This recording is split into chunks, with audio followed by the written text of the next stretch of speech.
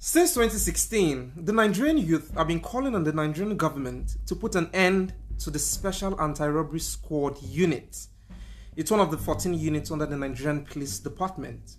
Finally, after a nationwide protest by the Nigerian youth, the government answered the call and abolished SARS on the 11th of October 2020. Hello and welcome to SMA Talks, the podcast. My name is Ayodeji Saraki, and today I ask the question, have we really ended SARS?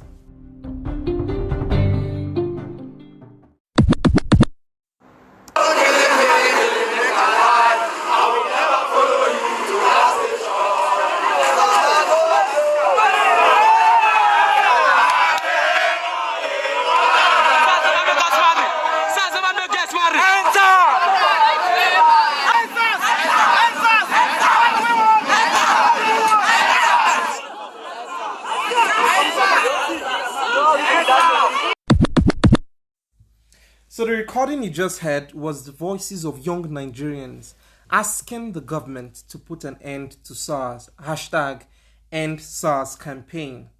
So today I'll be discussing with my friend, he's also a human rights activist and entrepreneur, Mr. Obinna Amaku. See how I pronounce your name with so much. Yamayogao. Let's get into the public. How you doing now? Very well, and yourself? Yeah, I'm doing very well. I mean, what is happening in the society and all of that. And that's why today our topic is, have we really ended SARS? Have we really ended SARS? That's the question. And I know that you are one of the people that have been on the streets of Abuja protesting, against and to campaigning to end SARS. Mm-hmm. So tell us the experience. How's the protest been like? Well, at this point, I wouldn't say I think. It is definitely safe to say that the Nigerian youths are definitely fed up. They've gotten to that breaking point.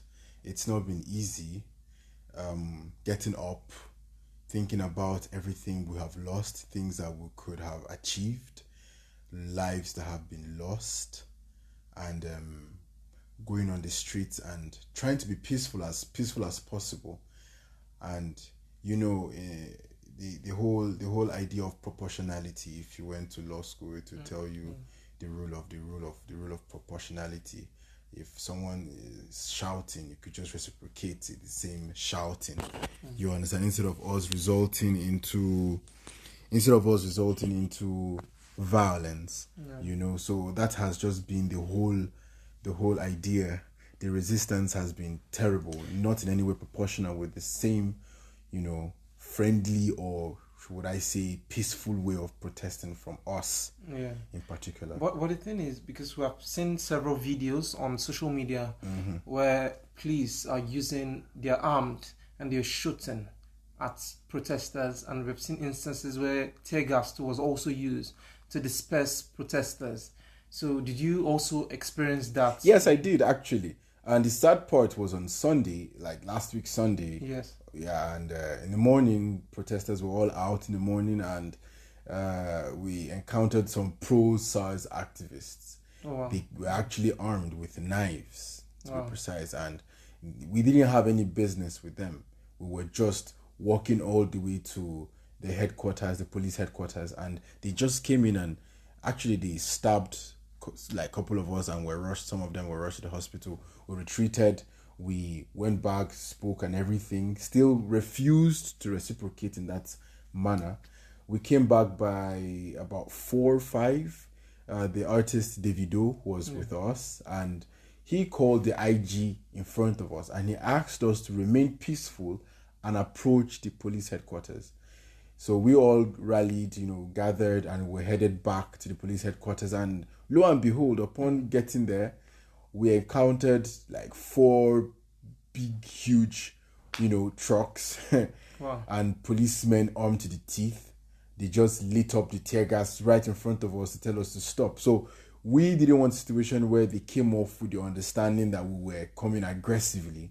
So we all knelt down on the floor. Some sat down on the floor.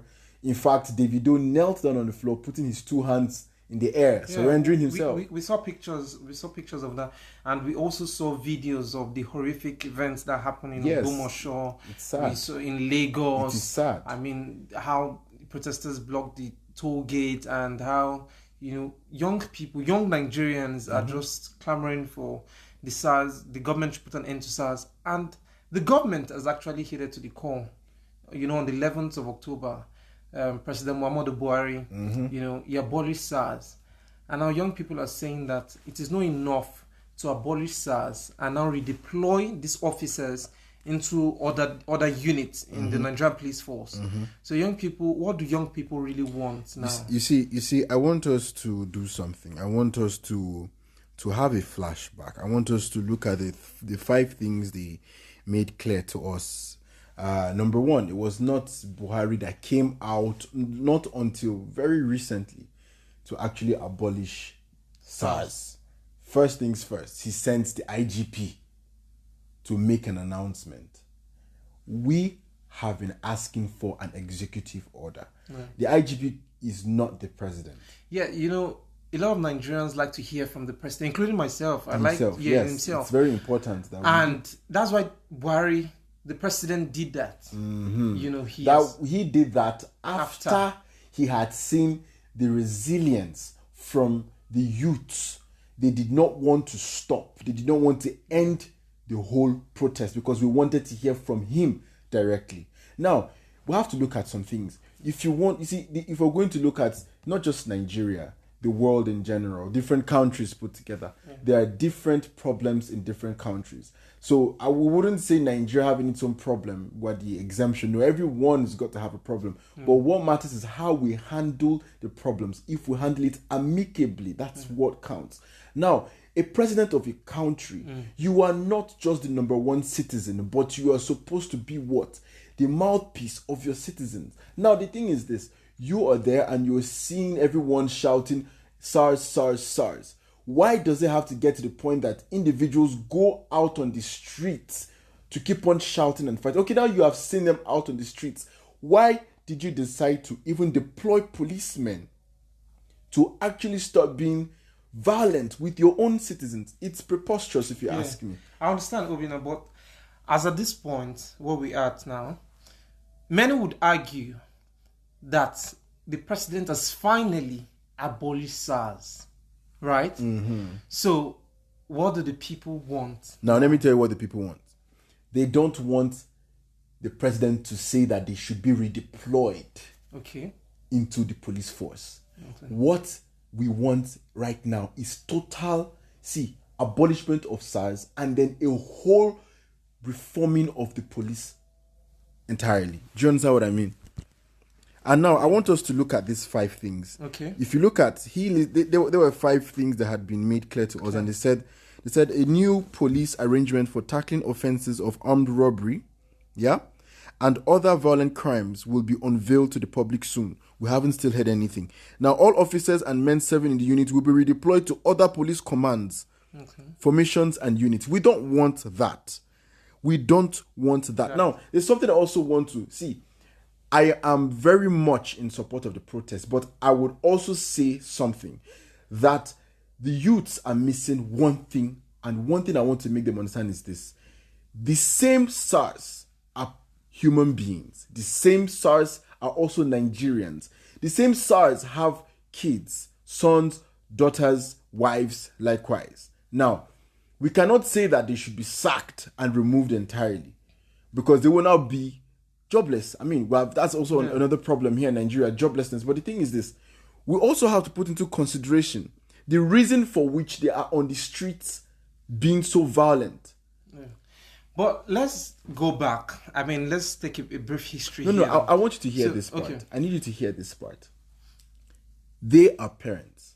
They are on the streets. Majority of them are put there in that condition. Why? Because they probably did not find any other job. Some of them are not even trained or fit enough to carry out those responsibilities. Of course. They just see it as an opportunity to come in, collect, and get, and move on. And not to execute the purpose for which they are set there for.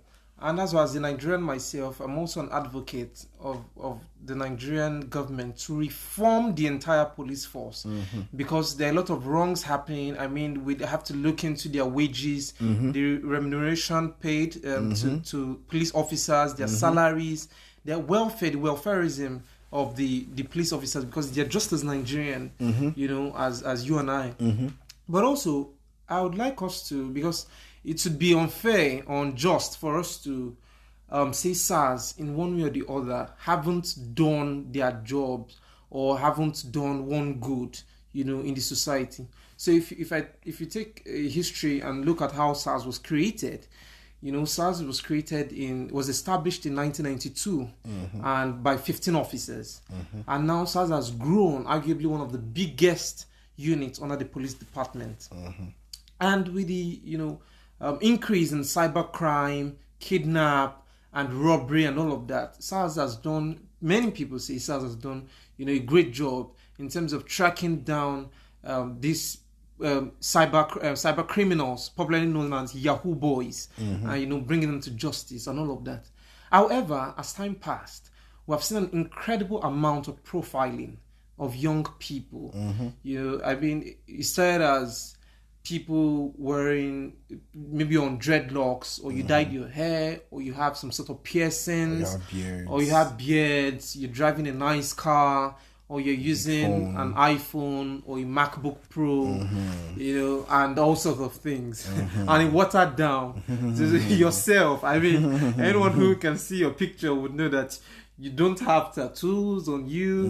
You don't have any piercing at the moment. You don't have dreadlocks and all of that. And you also have your experience with it. So where did we get it wrong? Where do you think they got it wrong? Now, I spoke with a policeman few days back, apparently, and we had a very, very, very heart-to-heart talk. And he explained some things to us. And he also made some confessions. He explained that the police force, the people in that same police force, do not even get paid well. Now, they also come in with that mentality, which is not that right mentality they should have, because they are coming in to protect, to serve the citizens. Now, at the end of the day, they come in there and they just see it as, they are here to hustle. When you're in the police force, you're not there to hustle. Now, where did we miss this? That is the question you're asking me. Where we missed it was from the onset, or it's from the onset. Here, how much are they being paid? A man will come and sit down behind a governor, a senator, or whoever, a dignitary in the government, and at the end of the day, he will stay for 3 days and will get paid 50K a month. Now, this same young man can decide, I don't want to have so many children. I would have maybe 2 kids. But how much will 50K cover? Will it pay for his accommodation?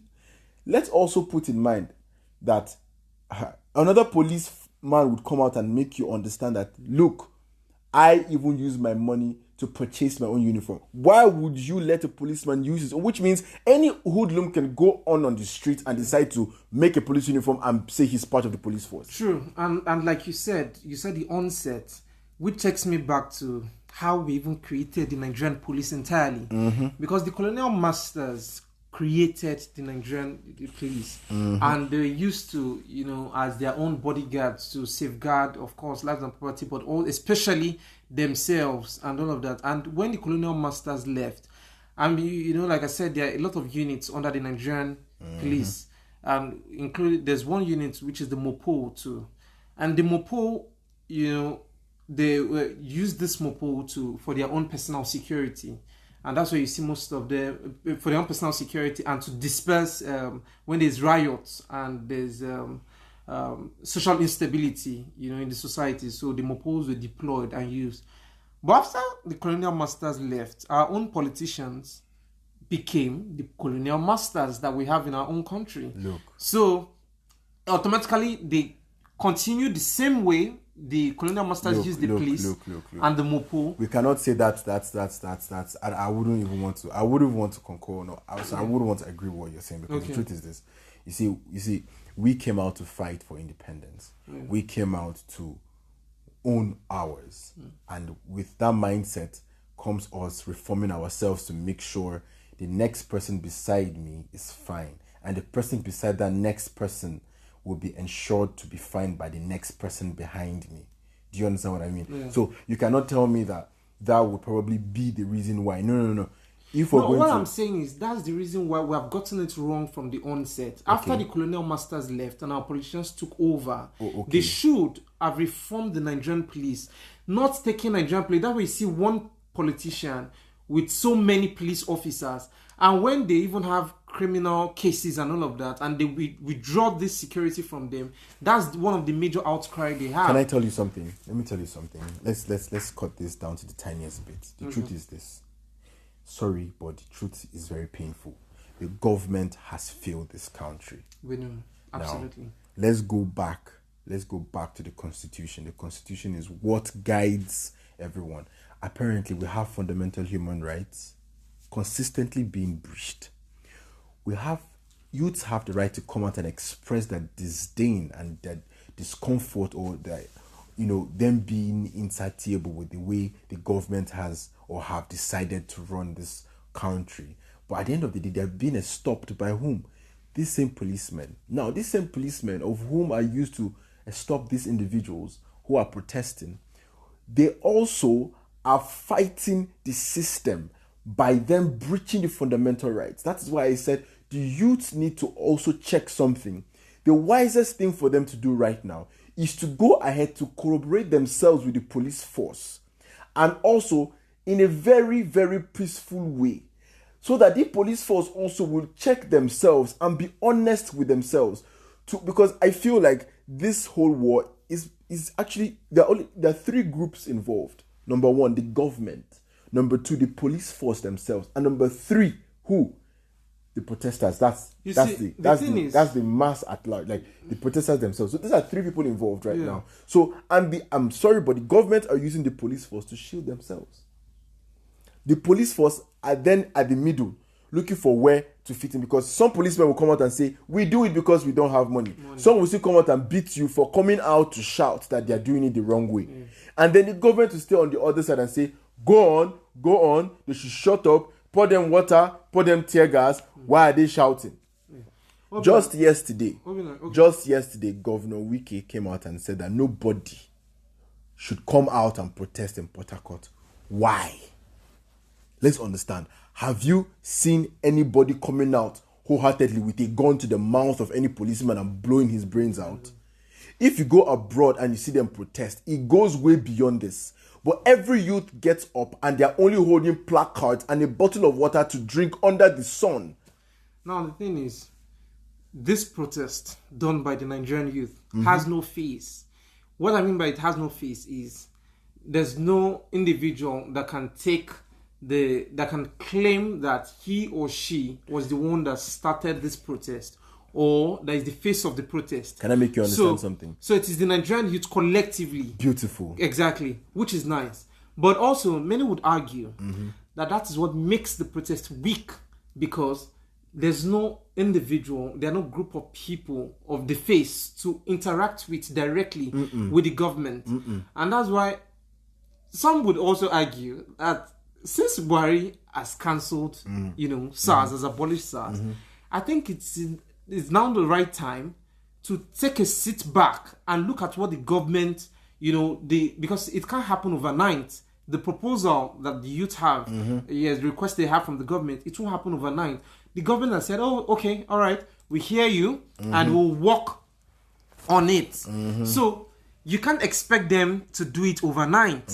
You understand? So how do we coordinate, the youth and say, okay, we won't do too much? Where do we draw the line that people will not overdo? If I can use that word. Okay, now let me make you understand something. You said something a while ago, having a representative for the youth. Now let me make you understand something. We have a president, don't we?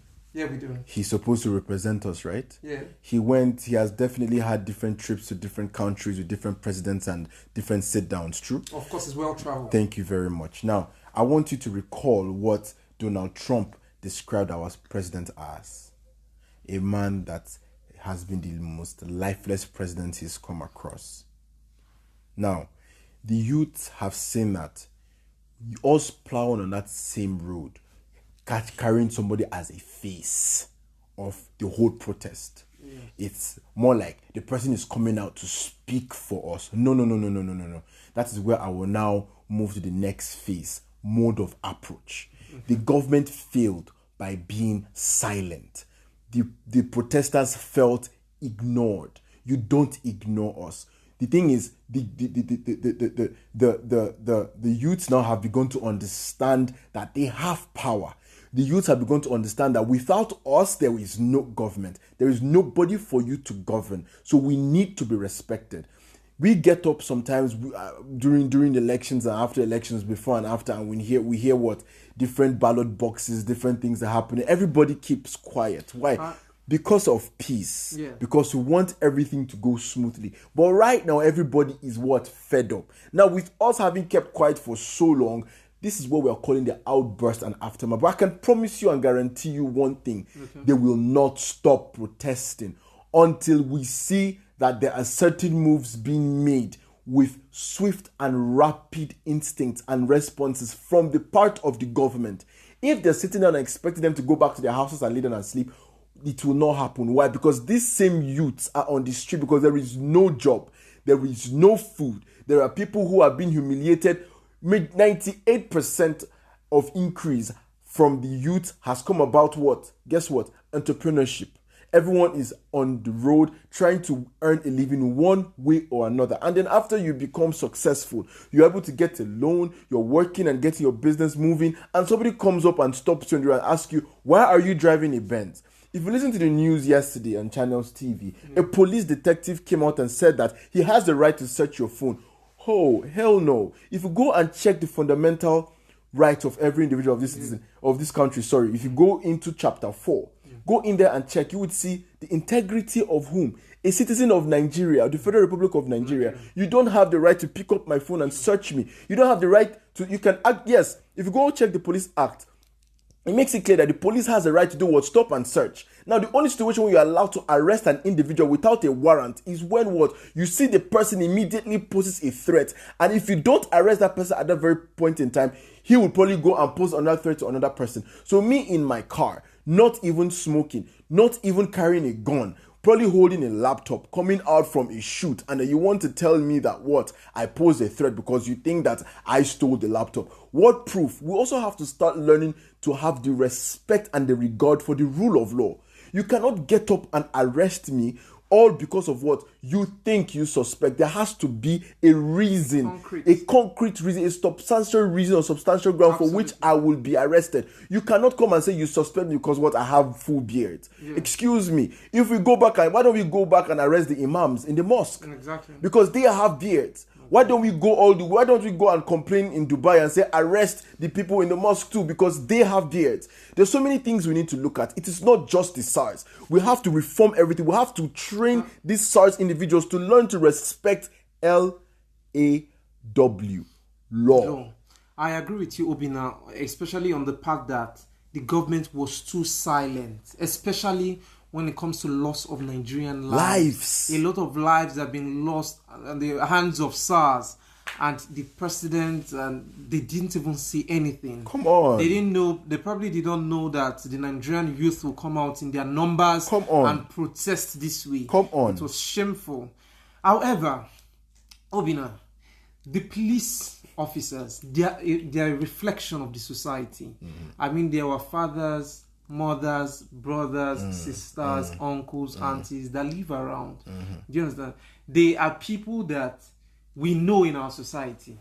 So these people are a reflection of the society, of we that live in the society.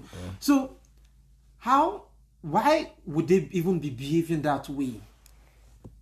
Do you understand? Because they live in the same society. We all live in society. We are all Nigerians.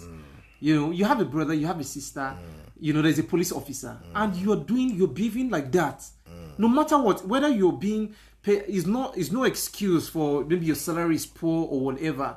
But the killing of innocent lives, innocent people, What do you have to say about that, Obinna? Now, the thing is this, the killings, I want to also point out something before we go further. You said something about our fathers. Yes. Right?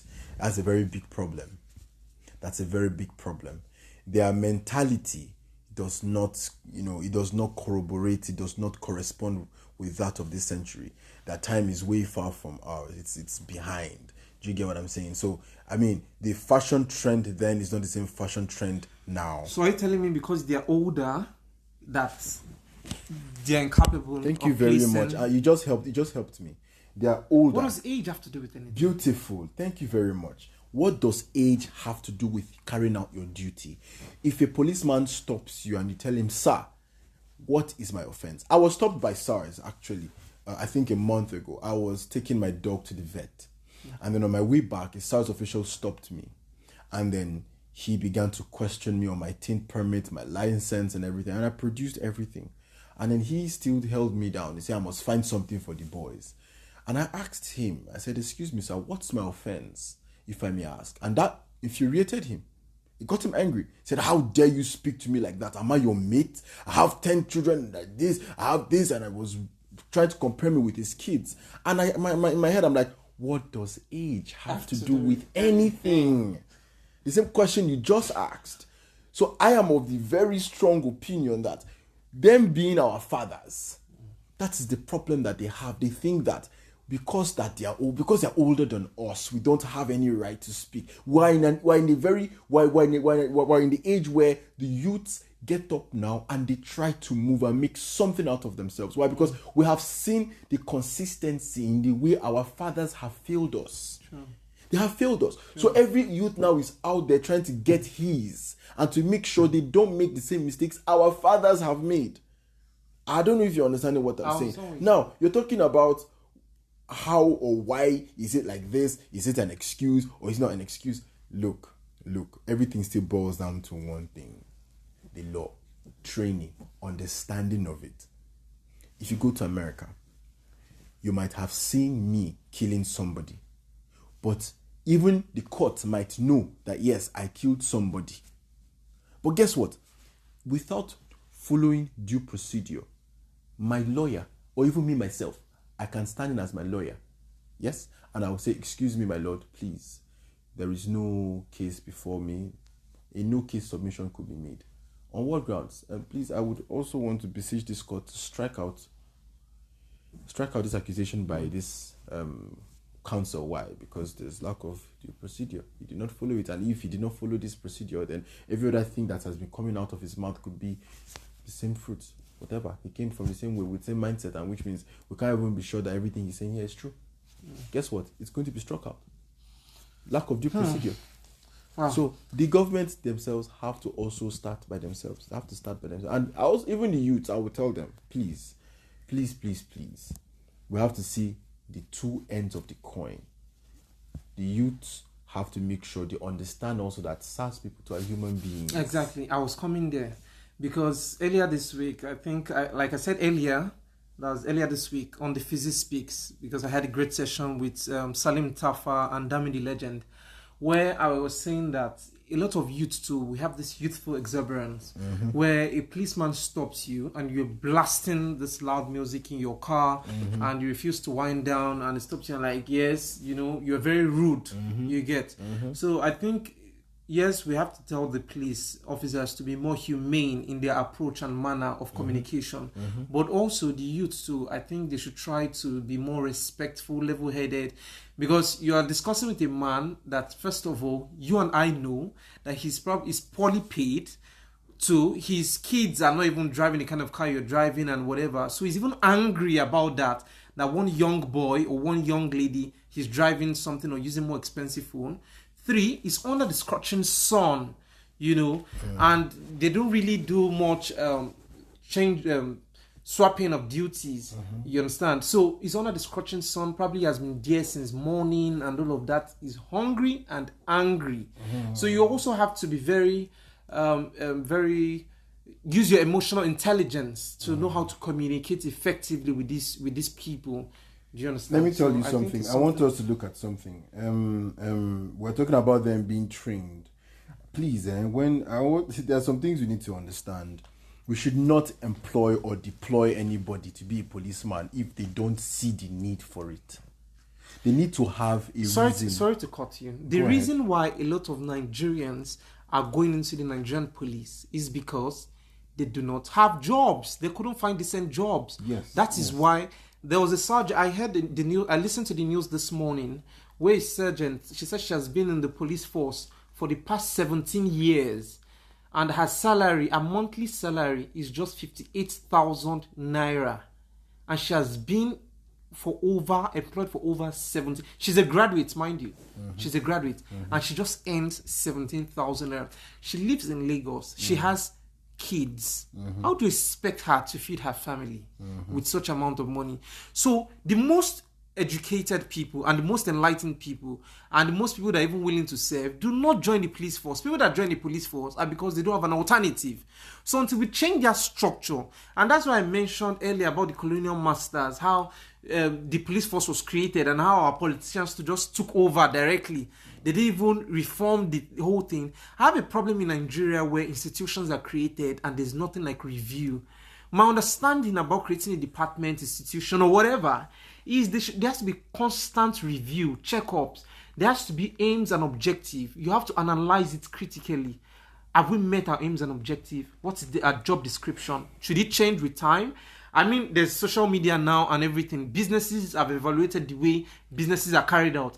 Also, in every institution, there has to be an evaluation too. Okay, how do we do the policing? We don't even have enough data.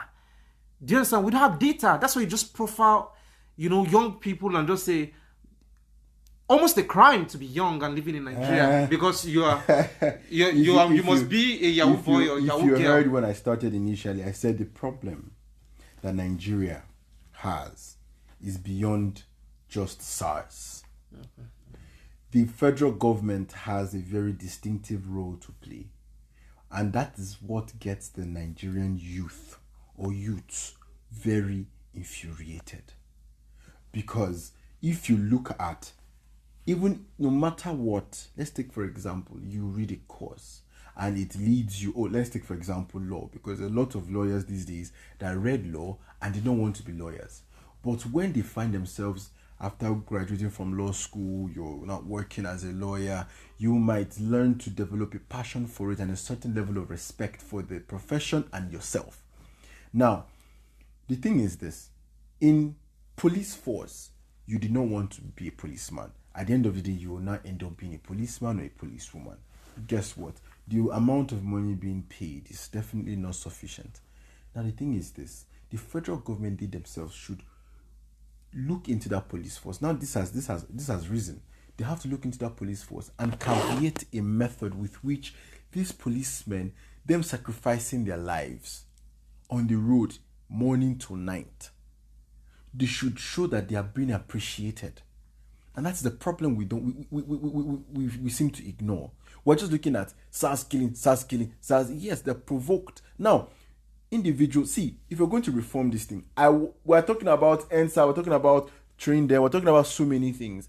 But can we also talk about, okay, if they disrespect you, fine, please arrest them. Let it be stated there. Let us not carry laws into our hands, acting like thugs in uniform and with a gun. Exactly. Do you understand what I'm saying? We should learn to, I will still say it again, LAW, the law. We should learn to follow it to its letter. No, but the thing is this, the policemen will not follow the law. Do you know why? Why? Because individuals in the politics, the federal government, whatever, they don't follow the law. Are you getting what I'm saying? Okay. I will give you an instance. Situation where a politician was being arraigned in the federal court, and then he was now told that whatever, and then the policeman or the DSS came in and chased every other person, even a sitting judge in her own court. It doesn't make sense. That's not the law itself. Obinna, we have spoken a lot, but I would like you to quickly round up by saying that what do you expect from Nigerian youth in this coming week? Honestly speaking, in this coming week, I would want the youth to not stop protesting. Okay. But I would also want them to decide to take a very different angle and perspective. What am I talking about? They need to also approach a policeman calmly and discuss with him and explain further the reason. And also try and consider why they are doing what they're doing, in as much as they cannot and never will be justified. But at the end of the day, we need to understand in an argument, in every argument, the two sides to the story. Sure. Absolutely. And also, I would like to just quickly read out and what the youths are demanding, So, 1, the immediate release of all arrested protesters.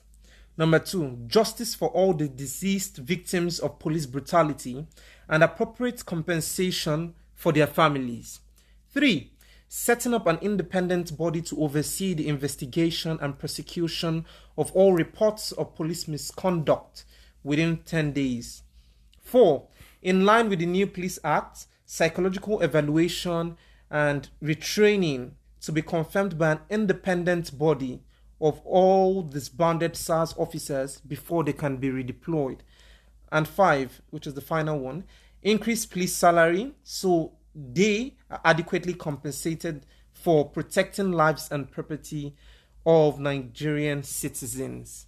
And I wouldn't like to leave this podcast not to say that the souls that have been lost, that lost their people who have lost their lives as a result of SARS brutality, torture, extortion, blackmail, you name it. May their gentle soul rest in perfect peace. Obinna, you have any last words? Well, I think we've said so much already. We've said so much already.